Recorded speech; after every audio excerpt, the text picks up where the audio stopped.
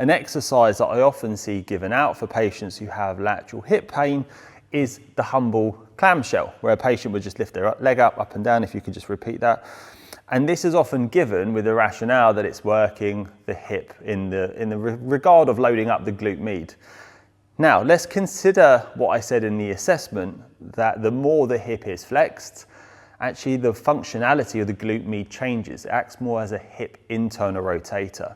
So often patients are given this with the hope that it's going to load up the glutes, in particular the glute med, where actually evidence shows that it doesn't actually do that. The kinesiology of the hip doesn't work like that. So often this will actually provoke symptoms. This will irritate the hip.